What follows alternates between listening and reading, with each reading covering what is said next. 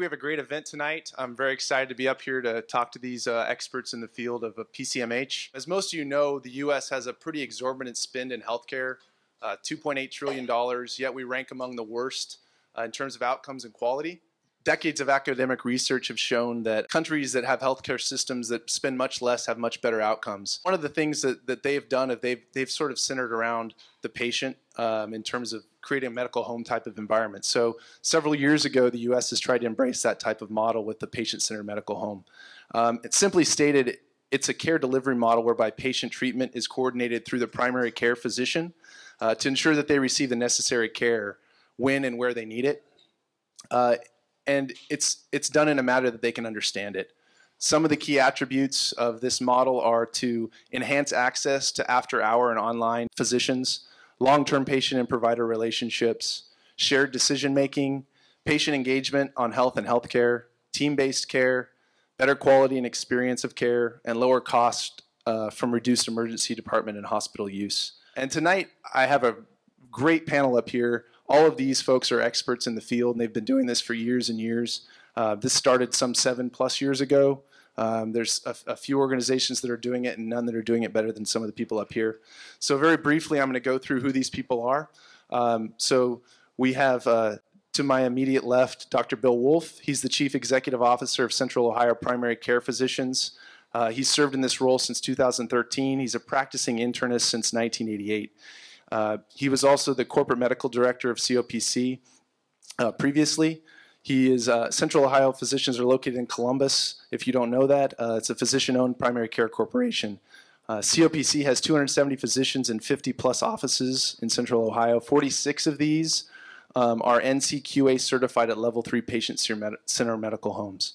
COPC provides primary care services to over 350,000 patients. And next to him is Dr. David Applegate. He's a 3-time graduate of Ohio State. He recently retired from COPC clinical practice to join Ohio Health Physicians Group as the medical director there, and he is directing their primary care transformation. He is a black belt in Lean Six Sigma as well, holds a master's in business operations excellence and healthcare studies from Fisher. He's an adjunct associate professor at the Ohio State University Medical School. Among several other things, he serves on boards and volunteers as an expert in the field. Next to him is Dr. Wymyslo, Dr. Ted Wymyslo. He's the Chief Medical Officer at the Ohio Association Community Health Centers. He works with OACHC leadership and the member practice sites throughout Ohio to improve the quality of care, control costs, enhance the workforce of their centers, and expand utilization of patient-centered medical home model of care. And then next to him is Dr. Feinberg. And Dr. Feinberg is a Cardinal Health CMO of the Specialty Solutions Division. One of the first, he is more than 25 years of cancer care experience. Dr. Feinberg serves, he leads a company, he leads the company's work with payers and physicians to develop clinical pathways that improve the quality and consistency of care. Prior to joining Cardinal Health, Dr. Feinberg was the founder and CEO of Georgia Cancer Specialists, one of the first and largest integrated oncology specialty practices in the southern United States, where he actually pioneered the pathways movement in oncology. So as you can see, these are experts. I think what I'd like to do for the next couple minutes is just turn it over to the panelists and ask them in their own words why this movement is important to you. So I'd like to ask Dr. Wulf, what makes this program so special to you? Thanks, TJ. I've already shown sub-ignorance by sitting next to the tall, handsome young guy. Should be at the end. PCMH, I think, is a critical step for, especially for primary care physicians, and I think the others will speak to specialty care, but I think it's an important movement for primary care physicians to begin to recognize the importance of several conditions in their practice, and to be, it's important that physicians not only recognize those conditions but pay special attention to them. For our physicians, it was important that they recognize that patients were not to goal. And that's something important in PCMH. So I think it's we're using PCMH as a stepping stone for our physicians, as call it a building permit to move towards risk. We have to find a way to get at least primary care physicians off of the fee-for-service treadmill, and I think this is a first step for that. Then Dr. Applegate, what's your perspective? Well, I'm going to share a lot of the same perspectives, Bill, since we certified twice under Dr. Wulf's leadership. So we were one of the early adopters at COPC, recognizing that the patient is what we're all about, and trying to change the focus from the doctor to the patient. So many defects were occurring, closing loops, making sure people had appointments. It was a great start. And I agree with him. It's not a destination. PCMH is a process. It starts to change the culture, helping healthcare people think about the patient, why we're in business. It's a piece of culture change, and that we have to keep transforming the process. There's still not a connection between payment and outcomes. There's still some pieces missing, but PCMH is a recognized system for which you can get revenue from, which is important to sustain these things, sustain a business model. And so it was a good way to recognize change is coming. And then, yeah, I think care coordination is the real core component of PCMH that makes it work, and it's what was missing in healthcare before that model came along, so that people had really good care provided by a number of different entities involved in healthcare. The problem was none of them were communicating with each other, and there was an expectation that somehow the patient was going to be that component that carried information between providers, and we found out that that didn't work very effectively. So the more providers you had for different organs in your body, the better the chances that they'd screw things up. So what we're trying to do with this coordinated care model is get all those components of the healthcare system that touch you to actually know what the others are doing, so that we can get a comprehensive picture of your total health, avoid some of those very avoidable problems you get when people aren't talking to each other, and ultimately get some of that cost under control in the process of producing very high quality care. So this would appear to be our best chance as America to find a way to get at the problems that have evaded us for years and the things that you can't understand, which is how can we be so good at healthcare and so many different components of what we do and yet still not get to high quality outcomes. So our country's probably 37th best in outcomes, spending 2.5 times more per capita than any other nation in the world. And that's not a sustainable model, and we've got to make change happen. So we're committed to changing the status quo, and I think everyone here has been engaged in that process because it can't continue to go the way it's been. Dr. Feinberg? Yeah, my perspective is a bit different as a specialist, but there are certain conditions, usually very high-cost episode conditions like cancer, like patients on dialysis, certain autoimmune conditions where the specialty nature of the disease, the drugs that are managing that disease, the complications of that disease, often take those patients outside of the primary care network. And so there's been a focus in my work at looking at if you can do that same patient-centered medical home focus, but for patients with specific illnesses like cancer, like those on dialysis, like those with rheumatologic diseases, and tying into the same points of contact that were addressed by the other speakers. Great, thank you very much. I'm going to jump into just a few specific questions to each of our panelists. The first question I have is for Dr. Wymyslo, and it's a pretty high-level question, but we know that the work towards this outcome or this goal has been in progress for 6 or 7 years. You've been involved in it for pretty much the whole time. I just wanted to get your opinion on how we're doing on the road towards coordinated care. This is a long road. We've made a lot of progress and we're seeing some good outcomes, but in your opinion, are we where we should be right now? And what are some of the things we could do to accelerate the progress towards that? Well, I'm not known to be a patient person, so I'll say, no, we're not going fast enough, okay? But I will say this, during the last 3.5 years, we've gone from having about 20 patient-centered medical homes that are defined by external organizations as designated meeting criteria that are required to be called a patient-centered medical home to what we had last month, which was 526 of these PCMHs now in the state of Ohio. So we've had dramatic growth over the last 4 years, and it's because of the efforts of all the people you see here and many others in the community. That's been a rather slow progress, only because it's such a dramatic change for clinicians.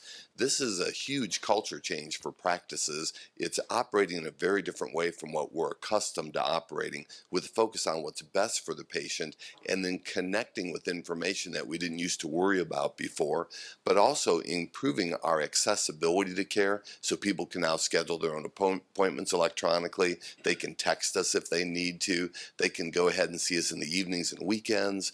There's a lot of other things we've changed about our practice. Same-day scheduling, so you can call in and be seen that day by your clinician. So you see the convenience focuses now on the patient instead of on the practice. And that takes a major change in every layer of the practice that you have to go through. And that change typically takes a couple years to get everyone on board so they get it and they're actually doing it. I think, as Dr. Applegate said, this is only the first step towards becoming a high-performing organization, but it's a critically important first step. And getting people there is so different from what they've been practicing that it takes some time. So we're trying to be patient, but not so patient that we don't change, because the status quo is pretty easy to stay with generally. And I think most people aren't excited about change unless they know absolutely something better is waiting for them. And the thing we've been missing has been payment reform. So payment reform has not really aligned itself as fast as we would like with the changes that we're making in practices. So many of our practices are still being paid the old way they were, but yet we're retooling them to function in a whole new model. We've got to have that alignment happen, and that's been a very difficult task. And we're making progress, though. How far away do you see that alignment in reality? Oh, well, it's coming fast. I think the insurers are starting to understand that. And, you know, the governor created his advisory council on healthcare payment reform. Last year, he was able to get the 5 largest insurers in the state of Ohio to come together and agree that they would start paying for value instead of for volume. That is, they would pay for outcomes, clinical outcomes, instead of how many bodies went through your shop every day, which is the way most fee-for-service is going right now. So once people start making that change, and now the insurance executives have, it's a matter now of putting in place the parameters around the value that you're trying to create, which is high-quality outcomes, but do it at a cost that's sustainable. And the practices are retooling to do that, but right now we're waiting for the payment to align behind that. And that's the part that takes a while, because you have to convince insurers that you actually will be able to produce what you're promising. They want the evidence, and I don't blame them for that. But the practices would like to get some change in payment for them to go through all this trouble of changing, becoming fully electronic, retraining all of their practitioners and their patient care providers, but also putting in the capability to do care coordination. And care coordination isn't a real easy task. It's one we have to train people to do. So there's that stalemate that everyone struggled with for years, which is, should we change our practice and then hope payment reform will come, or should we wait for payment reform and then we'll change the way we practice? And each side doesn't trust the other to do this exactly the way that they're promising. And so we're working through that trust factor. I think we're moving in a good direction. The beauty right now is we have technology following us. It's changing so rapidly. It's actually making this job easier for us to show what we're doing and be able to give the feedback to insurers that they need to know that we're doing a better job than we used to do before, when we didn't have data to back us up. Thank you. And to further that point, I want to ask Dr. Wulf, looking specifically close to home in Central Ohio, what steps have you done? I know that you have 46 of 51. Is it 46 of 51 practices are now Level 3 certified? What in those facilities are they actually doing? You mentioned a couple of things about coordinated care and technologies, but what have you done in the past or up to date, and what are the things in the near-term horizon you're doing to kind of advance this?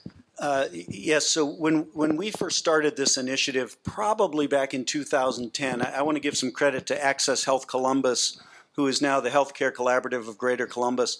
Jeff Beal, who's the president of that organization, pulled together 6 or 7 payers in a room and pulled together 8 or 10 provider organizations and essentially said to the payers, if they become a patient-centered medical home, will you pay them? and said to the providers, if they pay you, will you do it?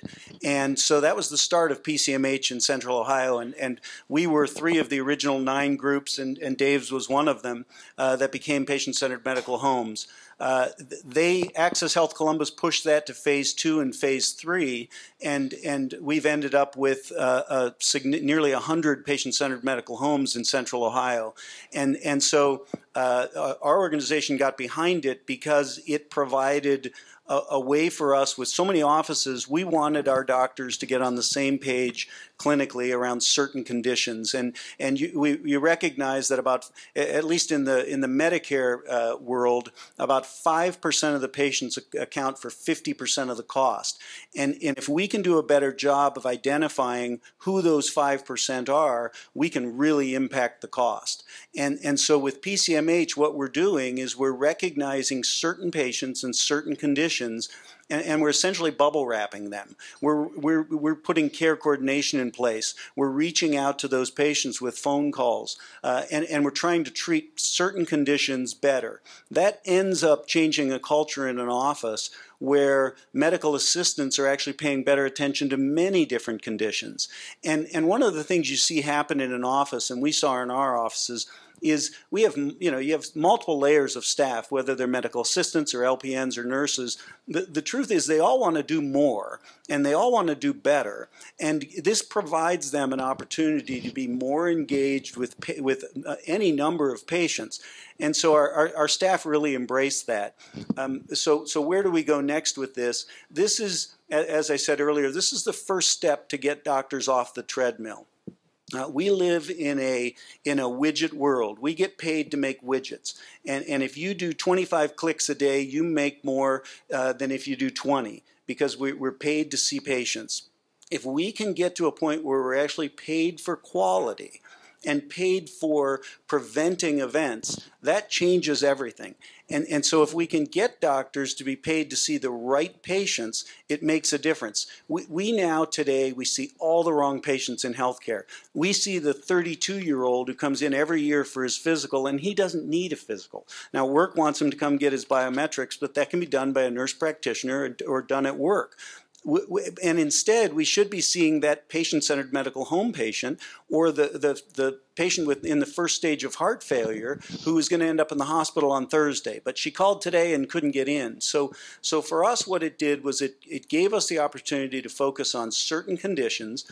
As Ted mentioned, it dramatically improved access. For patient-centered medical home, you need to take a screenshot of your schedule in the morning, and you need to take a screenshot of your schedule in the afternoon, and you need to prove that you had appointments available and that they were filled in the afternoon, and they were filled by the primary care provider for the patient he's taking care of. So it dramatically improves access, and that decreases ER utilization and improves quality. So PCMH is the first stepping stone to payment reform on the way to doctors taking some level of risk and actually being paid for events that don't happen. Great. And a follow-up to that is, the economics of this have been mentioned as one of the barriers. How have you been convincing your primary care physicians to embrace this, take that sort of first leap of faith, this is going to pay them back? Well, and honestly, for PCMH, it's a daunting process to register and to qualify to be an NCQA certified patient-centered medical home. You cannot do it as a primary care practice, number one, if you're alone, and number two, if you're not paid. There has to be a per member per month stipend. Now, unfortunately, when we started this, we weren't supported 100%. 100% of the patients in your practice received PCMH care, but not every payer was paying for it. Well, fortunately, that's changed. And so I don't think you can convince a doctor to become a PCMH if there isn't a per member per month stipend to do it. Great, thanks. My next question is for Dr. Feinberg. Part of the model of coordinated care is to allow the right caregiver to be the care quarterback for that patient. And some of that is as care becomes more advanced, there's a transition required where the care might go towards a specialty setting. You hear it called, PCSP or the specialty provider. Can you please explain some of the advantages of that transition given your background as an oncologist? Yeah, we can start to get controversial now because we're probably not going to all agree. As an oncologist, I'm probably in the safe seat because usually when the patient has an active cancer diagnosis, certainly metastatic cancer, most primary care doctors are going to defer to the oncologist. It gets a little trickier when you get into whether the specialist is a cardiologist, and the problems are the degree of congestive heart failure or the degree of coronary artery disease, a patient with renal insufficiency but not on dialysis. You start getting into where these gray zones exist. But there are certain patients, cancer is kind of the easy one here, where there is general agreement among the primary care community that that patient needs to be with the specialty provider. There is difficulty in understanding when that transition as a survivor moves that patient back to primary care. And that's something that has to culturally change. Culture is a big aspect of this, and we didn't get into this a lot, and I'll throw that out now, and it's really just kind of a stream of consciousness to your question. But when you hear about the differences in cost of care between the U.S. and other nations, and the differences in cost of care regionally within the U.S., culture has a lot to do with this. Generally, our culture is one that wants it now, values now over later, values more over less, values new over old, and that's not universally the case.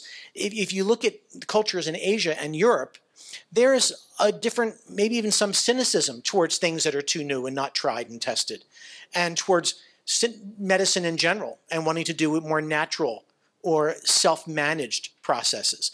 So we have a culture which drives much of what we do, and part of the success, in my mind, of the medical home will be to the extent that doctors can start to influence patients. When you go in and you've got a viral infection, you still probably want an antibiotic. You want something done. You want a tangible something to walk out with when you go to that doctor and they say, you're going to be fine, it's going to take 7 to 10 days.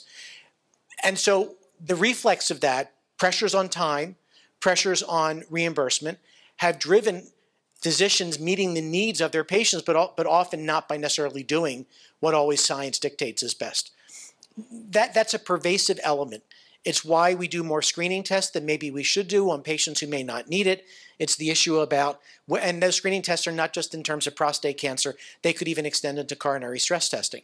So, and then we've got an industry which supports this. How many imaging centers exist which directly market to patients to come in for total body imaging, coronary calcification imaging, virtual colonoscopies, whether they're appropriate or not, given their risk factors. So there's so much of this which is cultural, and that's a big piece. So I think in the specialty side, we've got to define which patients, who require that intervention. And I think, again, cancer and dialysis would represent two of them that are clear to understand. The gray zone is quite wide, and that when that patient should both leave the primary care and return to primary care. But for any of this to work, we've got to address the cultural aspects on both the patient side and the provider side. Do you think it's a bigger cultural challenge for the specialists to embrace this than it is for the primary care practitioners? No, because I think I think they're related.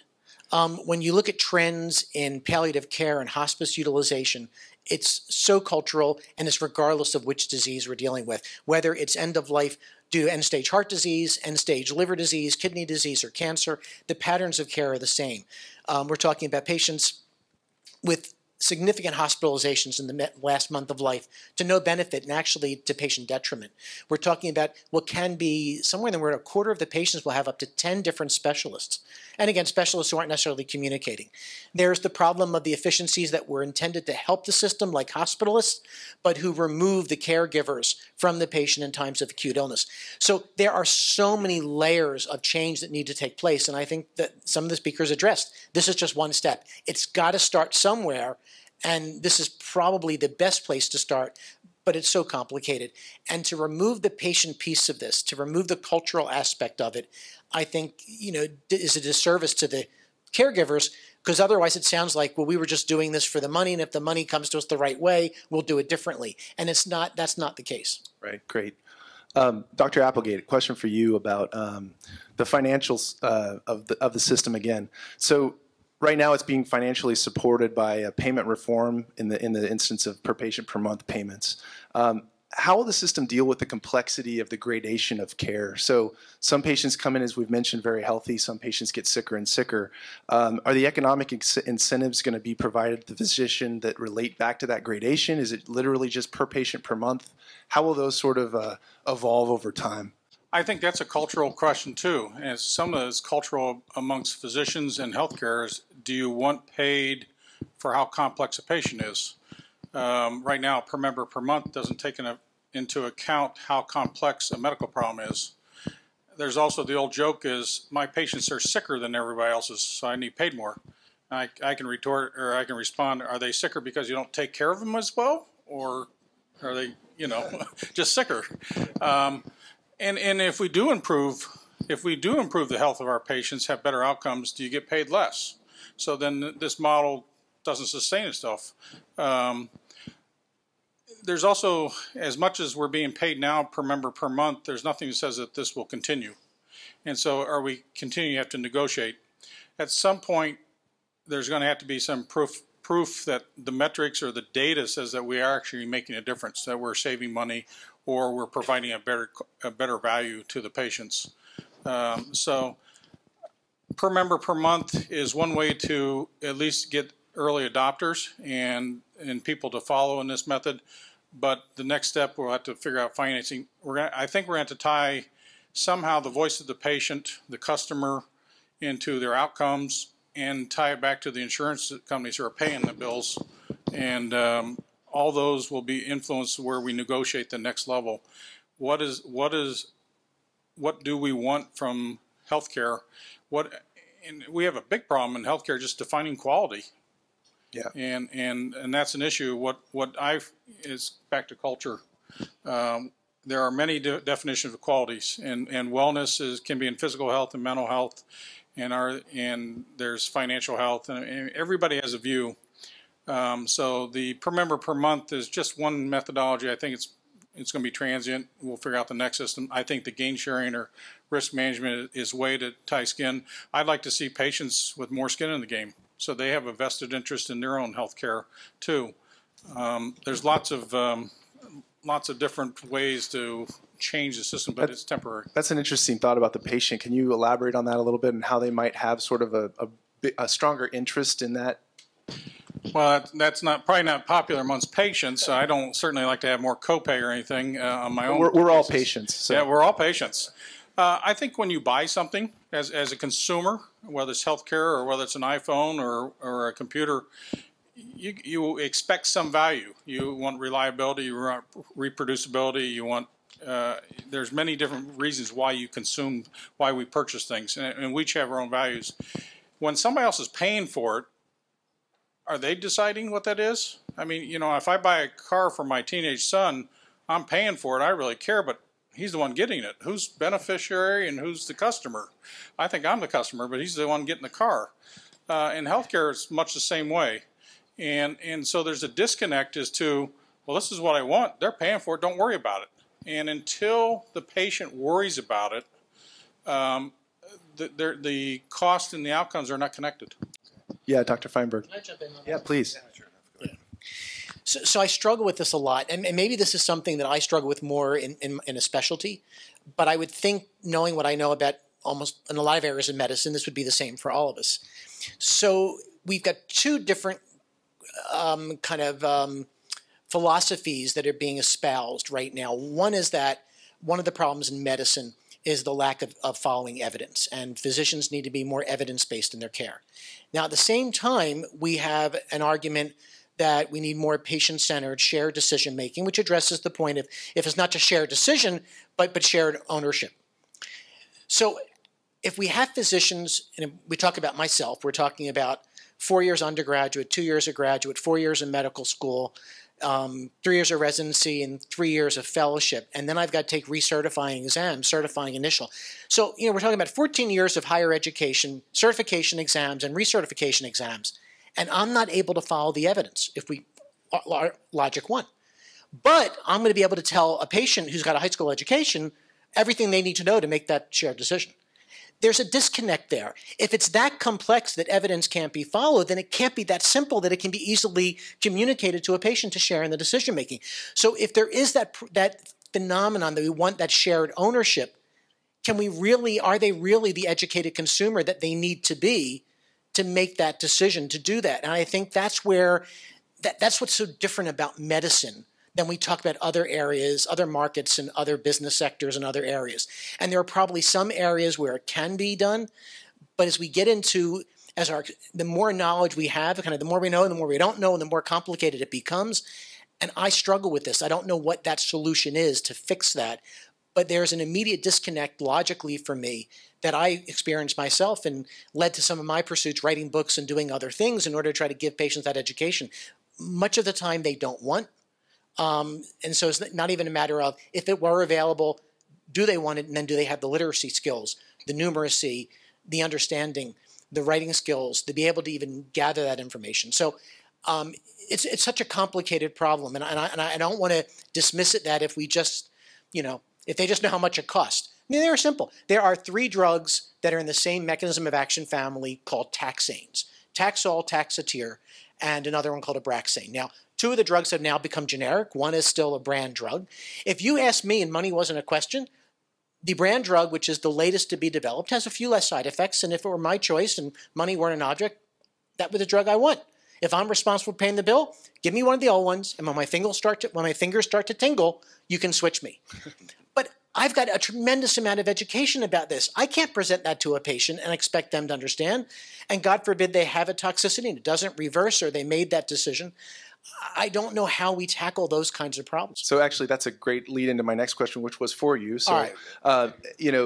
A lot of people suggest that technology and supportive care can kind of help with some of this. Home appliances, pharmacy, and pharmacists kind of elevating their game and how they're delivering care. How can these coordinated changes kind of help to that point? I think technology is huge. I'm a strong advocate. I think there are a lot of people who feel this can't just be a cookbook. There's we have to have the insight. I'm kind of the 80-20 rule. I think 80% of the time you got a patient with a situation that is relatively straightforward and the algorithms probably work and the technology can remind you of those appropriate algorithms, and I think it can be effective. Hopefully you're going to have that detective in you that you're going to recognize the 20% that don't fit, and then that's where the art comes in, that you really have to make that recognition.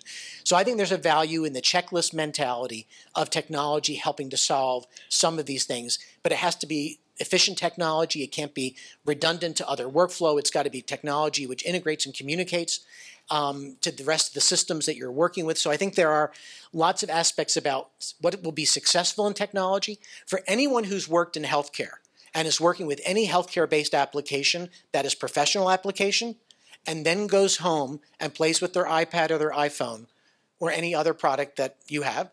I don't have Apple stock. Well, I do have Apple stock, but that wasn't the point. But the application, it's night and day.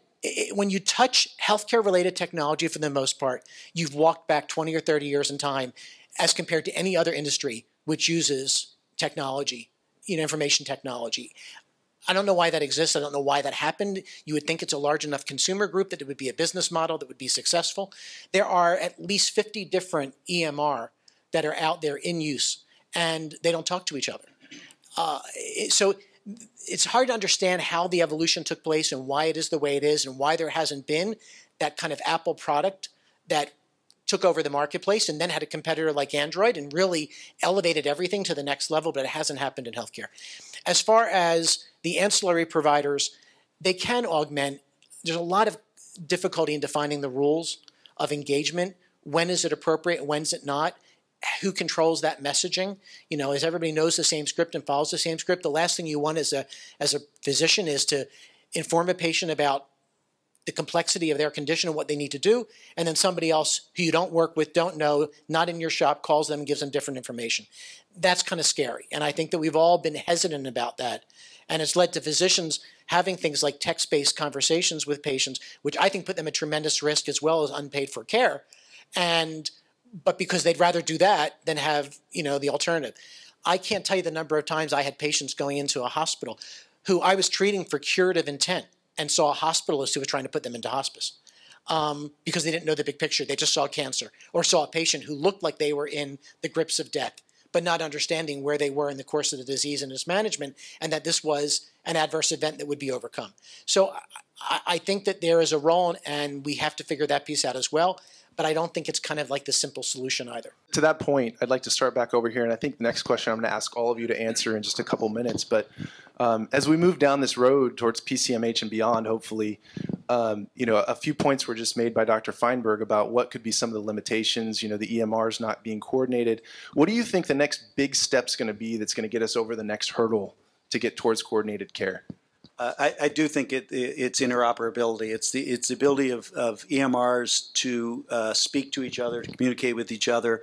It's the ability of an HIE in a given area, and for Ohio, it's OHIP, the Ohio Health Information Partnership, and it's for hospitals, physicians to dump data into an HIE, and for that HIE to be able to recognize patients and accumulate data so that when that patient shows up at any physician's office, they can go out to the common chart and access that data. So I think interoperability is just going to be crucial. Great. Dr. Applegate? Well, I'm kind of biased with my recent studies. We traveled out to Seattle and looked at Virginia Mason, Seattle Cancer Care Clinic, and up in Appleton, Wisconsin, State of Care. Those are a couple places you should look into. To me,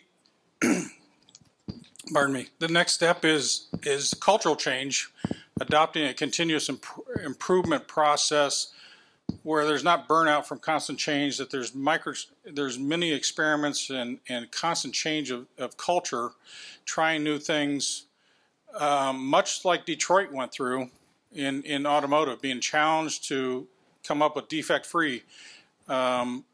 We may have a failed event, but it still has 3 defects in it. It's not defective, but there's a lot of defects, and we're satisfied with that. So this to me, the next process or change after PCMH is process change. A lot of things we do in the office still have a lot of waste.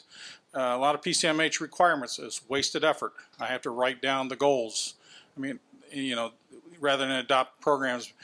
Things that we do in the office are so repetitive that could be redone, and we waste so much time. We waste so much energy in healthcare, and these are resources.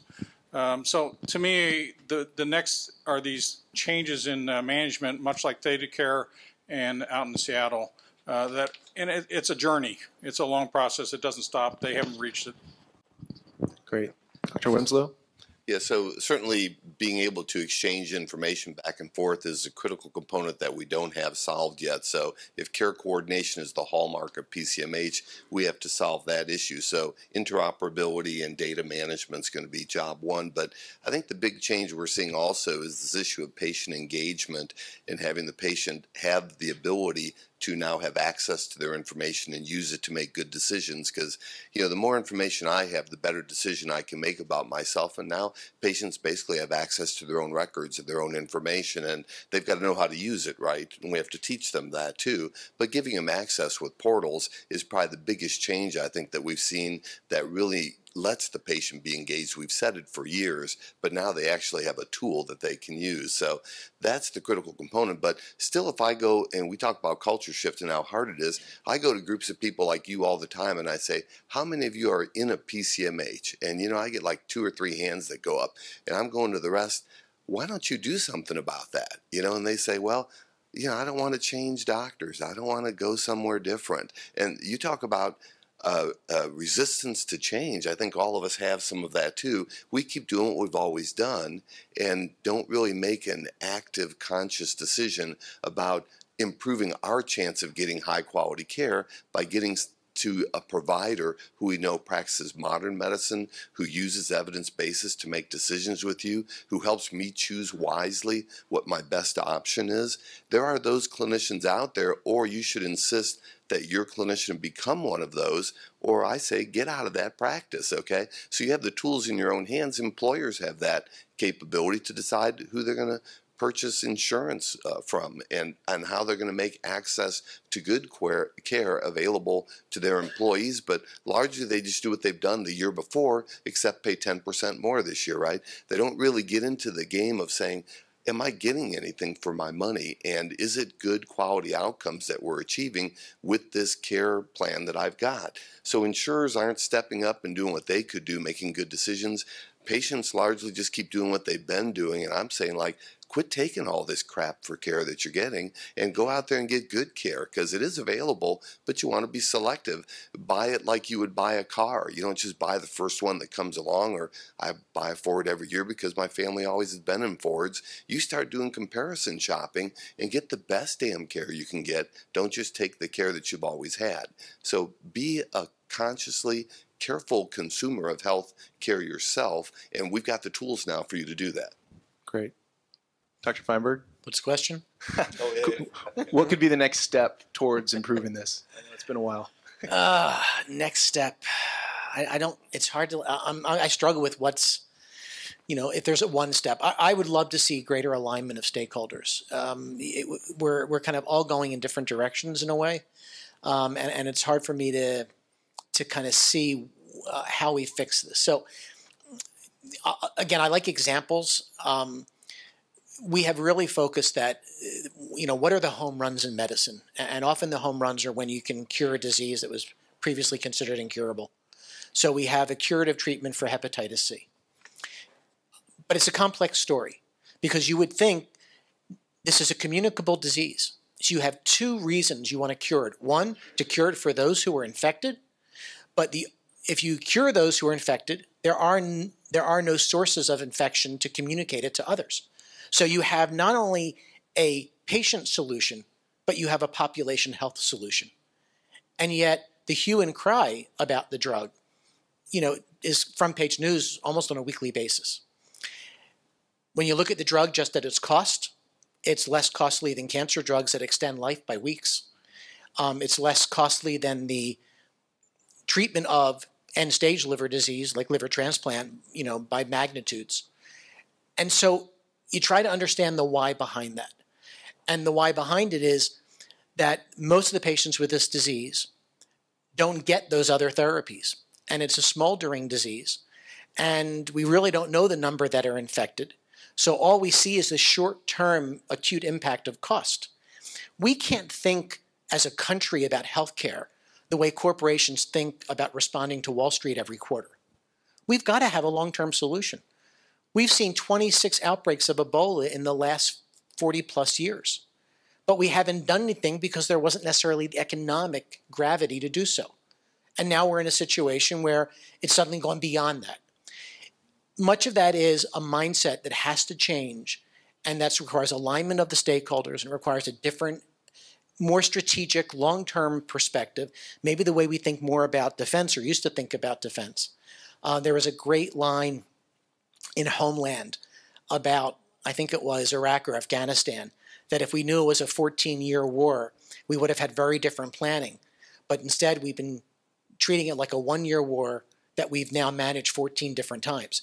And if we continue to approach healthcare in that way, we're going to still struggle with these problems, and we're going to look for these, kind of nibbling around the edges of the problem that may be meaningful, but they're not getting at the core of the problem. And that's going to take a really significant dialogue that's going to involve everyone: patients, providers, pharmaceutical companies, insurers, everybody. I have one more item that we can improve on, and that would be improved risk stratification. We need our EHRs to be able to point out to physicians who the high-risk patients are so that we can attend to those patients. We've got the data in our EHR. We just need that a system that'll feed that back to us. It's actuarial science. The insurance companies have been doing it for years.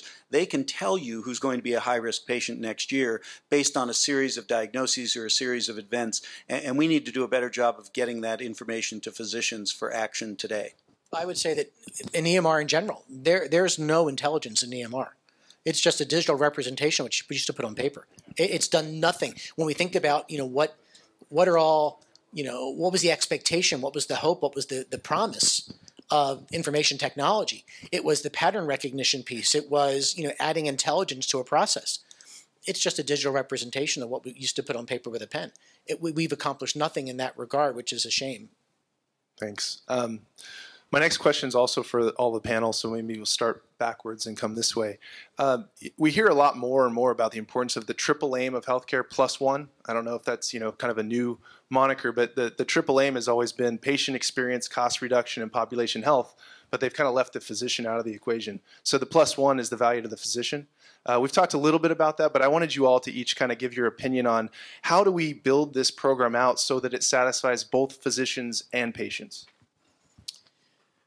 All right, so in working with Pathways, I get to have this unique experience of trying to get a provider network of an insurance company to collaborate with the insurance company to make changes in the design of reimbursement and also to agree on changes in patient management.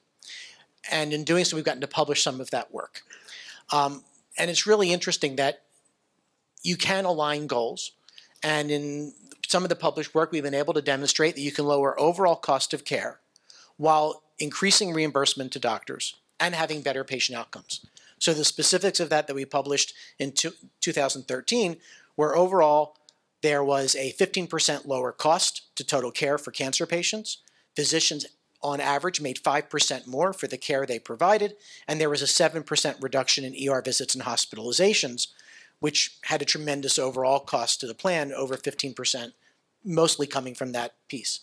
So very much along the lines of what we discussed. So in that case, it is the triple aim +1. It is better health through better health care at lower cost. But part of that lower cost in the general doesn't mean it's on the back of the physician, which historically is the way it's been contemplated. We'll save money by just ratcheting down on reimbursement. And so it can be successful, and there are, and at least in my personal case, I've got the experience and now the published results that have been validated by an outside source, Milliman, to prove that it can be done. And that was cancer specific, but I would say that it's not. It doesn't be looked at as a potential or a promise, but rather than a reality. It just needs to be met, and there needs to be more willingness, particularly from insurers, seeing that as an example, to embrace it. Great. Dr. Wymyslo. So this reverts back to my first rule. I trained residents for 25 years before I do my current position. And my first rule was to residents that you had a professional responsibility to be in a good mood. Now that only came up when they weren't in a good mood, as you can imagine. So they would always huff back at me always and say, "You can't control my mood." And I would always respond, "That's correct. That's your responsibility." Well, the problem is, and you're running into it probably in clinicians you work with, is many of them aren't in very good moods. And you don't get the best care when your clinician's not on top of their own emotional health and well-being. And that's not facilitated by the frustrations that many of them are experiencing and feel out of control to handle and manage. It's the paperwork, it's the complexity, it's the lack of time to spend to get at all the details. It's on and on. A lot of dissatisfaction out there. Well, those clinicians, when they walk in your room, aren't in the best frame of mind to creatively help you get through your very complicated problems that you have. And so we want to make sure that our clinicians have a satisfying experience, have a rewarding experience, have a meaningful experience, so they'll give you their best when they walk through that door. Not that you're just another irritating part of their day they're already irritated with a hand on the doorknob trying to get out as fast as they can so they can get done with the day and go home and get away from this place that they're not experiencing in a positive way.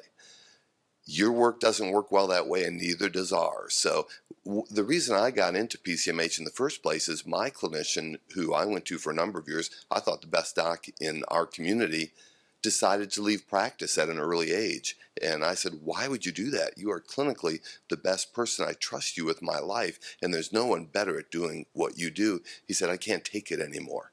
So I said, maybe I need to be doing something to change that environment so that our best aren't the first to leave, right? Because he's the one who spent the extra time. He's the one who put the extra effort in there. He was evidence-based and made sure he stayed current, which took him night and day into a lot of effort that he, in a fee-for-service world, was not reimbursed with and had trouble paying his staff and making a living. So our very best clinicians quite often had the least chance of being successful, and we lost them first. Isn't that a tragedy? So let's not let that happen anymore, but we got to change our system into one that doesn't let that happen, and that's what this is about. Great, that's a great perspective. Dr. Applegate? I'll probably echo much of what Dr. Wymyslo said. I think any organization, and I think it's hard as if you're a solo practice to do that. Pardon me. Everything's dry. It's a cold. Up when he talks about primary care. Do you want me to get you a beer? A beer, yes. Can we get a beer up here? No, I'm fine. I've been fighting asthma for like 3 weeks. So I'll echo his sentiments. The individual solo practitioner is responsible for their own mood. I, as an employer, small business owner, as a system, thank you. Love you, brother. Watch the fizz. An organization, as much as I can't help my employees show up to work happy every day, the morale and culture of an organization is extremely important. A lot of that has to do with poor business management skills of doctors. It's not something we're taught. We have good people skills, but we don't necessarily have good business skills. Running a business is difficult. Many offices will often try to improve performance by affinity methods, being likable. Bosses would much rather be liked. Versus studies have shown that integrity is a much better way to change performance. And integrity is where you hold to agreements. If you ask somebody to do something, it's done by a certain time. And you may explain why and when you need it, but we are not necessarily good communicators. We often ask, can I have that by Friday? Well, Friday at 5 is a lot different than Friday at 9 a.m. But we're nice about it. And so some of it's our management techniques, some of it's our style. The nicest place to work is where there's affination or likability as well as integrity, and it's a fun place to work, and you're held to your agreements. Your boss holds you responsible. Your boss is responsible to you. I like the model I learned about. Oftentimes, I work for my boss, and really, shouldn't your boss be working for you? Should a good boss be making sure you can do your job the best you can do it? Our service is to the patient. The front person at the front desk, every person in that office should be looking at the patient. What can I do to make their job easier? Is that what a good boss does? Now, the goal and directions have to be there and focus, but so a lot of this is employee satisfaction. And what's the difference in a physician? Should not physicians be satisfied with their jobs? And I think a lot of them are grumpy, mostly because they're not happy with where they're at. I don't know what happened when they left residency, but they figured their job would be, that's the way it's going to be now. And I know nobody buys a phone and expects the same phone to be there 10 years from now. Do you expect your job to be the same in 5 years or 10 years? And we don't. Great. Dr. Wulf, hope he didn't steal your thunder given the close relationship there. That's right. But can you please talk to your perspective on how you sort of encourage your physicians and how you make sure that they're getting value as well? Well, and I think Ted said it really well. The best doctors that are providing the highest quality see the fewest patients and make the least amount of money. So those great physicians who spend a lot of time with you are actually underpaid because of the system we're in, the fee-for-service system. And so the way what we've projected for our physicians, number one, the PCMH model. Number two, it's the shared savings and it's the risk. You've got to be paid for providing quality. And I'll give you an example. We have 55 hospitalists in our organization, so a hospitalist only has a hospital practice. And they're our partners, and they're at 3 hospitals in town. If they are called down to the emergency room to do an admission, they go down to the emergency room. The ER doc says Mrs. Smith needs to be admitted. Mr. Smith has already left. He's gone home to get the pajamas and slippers, and Mrs. Smith's sitting there waiting to be admitted. So our hospitalist can spend the next 2 hours trying to send Mrs. Smith home and get paid an office call, or he can just admit her. Put her in the hospital. He'll get $190 for a history and physical. He'll see her for the next 3.2 days on average, and he'll make about $500 out of a $10,000 spend. And so what's a hospitalist to do? He admits Mrs. Smith, because if he sends her home, he gets paid an office call. It took much longer. It's just easier to put her in the hospital. But what if a piece of that $10,000 was the hospitalist for doing what was right. And that's how we begin to make change. And if that's the case, he's going to drive Mrs. Smith home. And he may beat Mr. Smith. Or he'll find another place for Mrs. Smith. You don't need to be in the hospital. You could be at a SNF unit. But in Medicare, we have a regulation that you have to be in the hospital 3 days before you can go to a skilled nursing facility. How silly is that? So our organization has been able to get around that rule with our Medicare Advantage plans and directly admit people to SNF units out of the hospital. We can directly admit them out of the office. Mrs. Smith may just be dehydrated and needed just a day of IV fluids, not 3 days in the hospital. So it is an opportune time for us to be in healthcare, for physicians to be innovative and creative. There are so many better ways to do this. And we just have to, unfortunately, the incentive is getting the doctors off the treadmill. Great. Thank you very much. I think in the interest of time, I wanted to open the floor up to a couple of questions, if there are any from the audience for any of our panelists. I wanted to make sure we had enough time to network.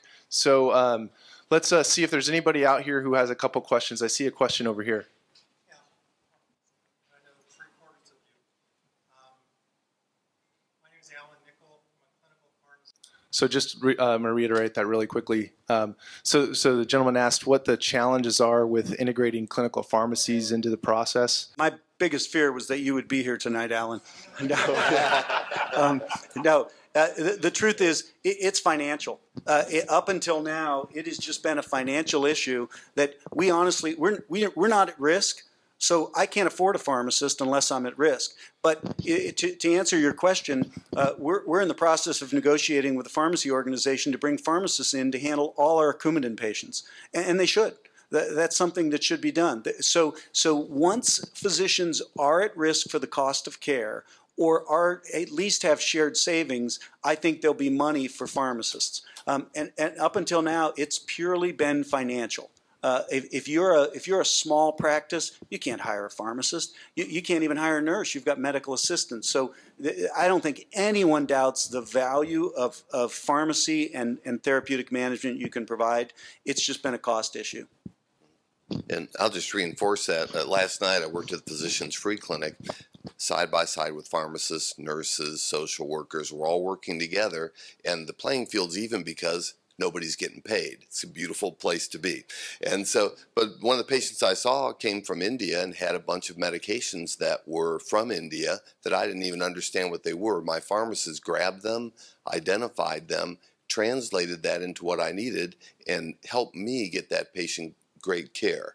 Now, if I would have done that, it probably wouldn't have been so great. So I use my pharmacists all the time. For 25 years, they were side by side with me as we co-managed patients. But that was in an artificial academic setting where you could do that. In a practice setting, there is no reimbursement for that function in most practices, and we're trying hard to get that corrected because I think it is a real problem with us trying to practice team-based care, because we all talk philosophically about how great that is and how important it is, but the reality is nobody right now pays for team-based care by and large. We're making some changes now where dietitians will be able to bill separately for some of their nutritional advice they give. Therapists of various types will be able to do that separately, and we'll be able to ultimately get that reimbursement where it needs to get. Ultimately, if we ever get into a real capitated system where I just get paid for totally managing all the things going on with the patient, then I got to make those decisions of who's on the team. But right now, I don't get to make that decision of who I pay. All I can do is submit bills for payment, but I know I won't get paid when I send it in from my pharmacist. And that ultimately is, I think, what's driving most of this. Our system is perfectly designed to achieve the terrible outcomes that we're achieving. So what we have to do is change the system, and you got to be a part of it. So keep speaking up, if you would, and irritate Bill, because it will, because he and everyone will wear down over time if we keep saying that we need those changes to happen. It's just so slow because we're not the ones who ultimately are making that particular decision. That is, how are we going to pay for care? Thanks. I think we have time for probably 2 more questions. Saw the hand in the very back first, so.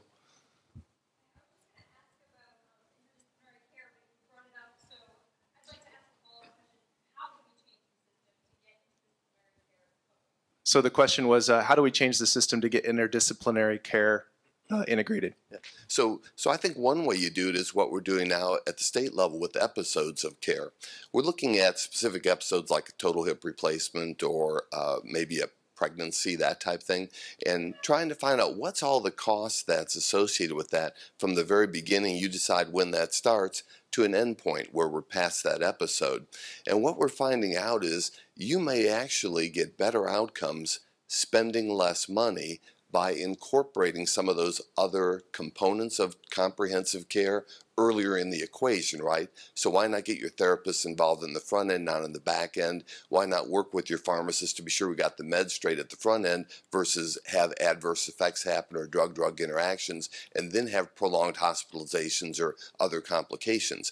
Once we get that total cost of care picture in there, then it'll become apparent who's valuable and who's not. Right now, everyone's raising their hand saying, pick me, I'm critically important to this equation. Well, is that true or not? We don't know yet. That's where we now finally have the capability, I think, to capture those costs, break it down, and then ultimately tell what is having a positive impact.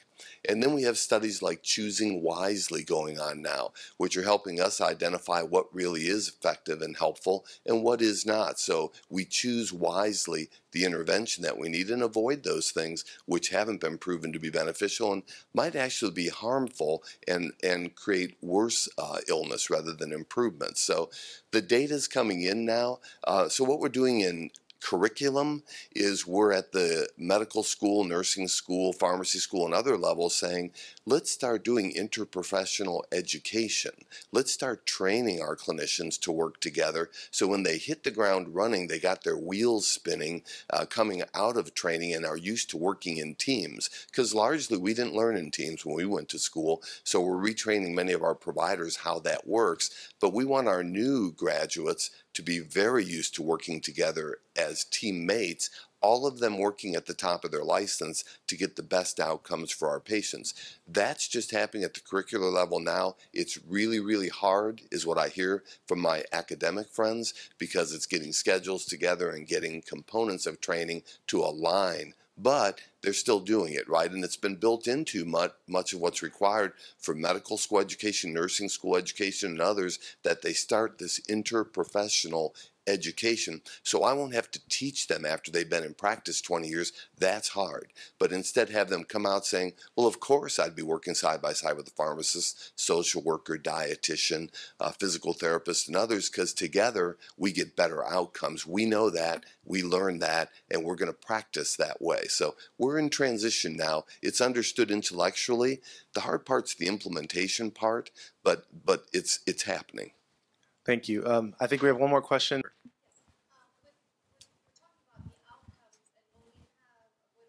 I'm in favor of, and I've seen the benefit of team care. That is, the patient benefits from multiple sets of eyes looking at them from different perspectives to look at the whole picture, right? But it has to have someone putting it all together and making sure they've got it clear.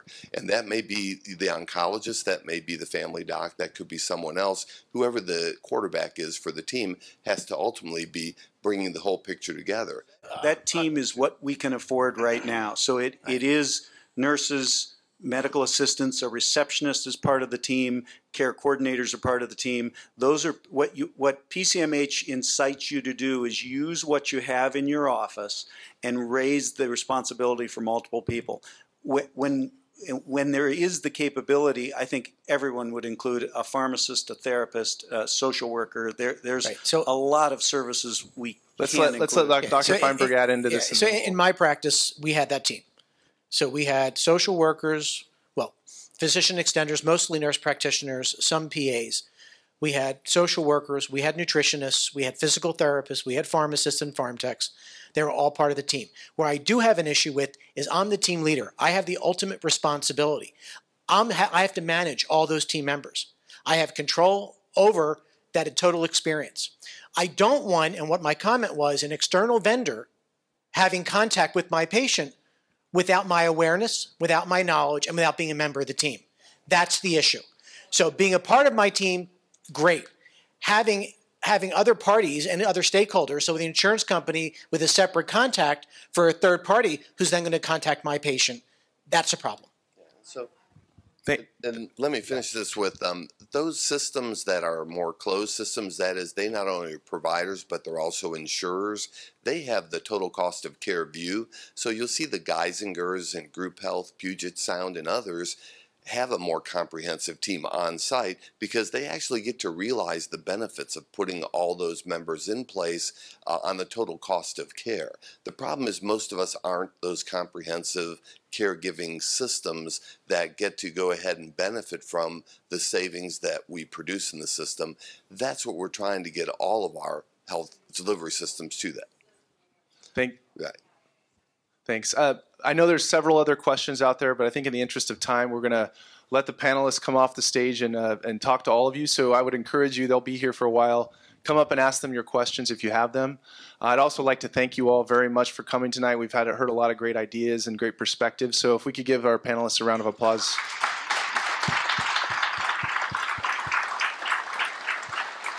Thank you very much.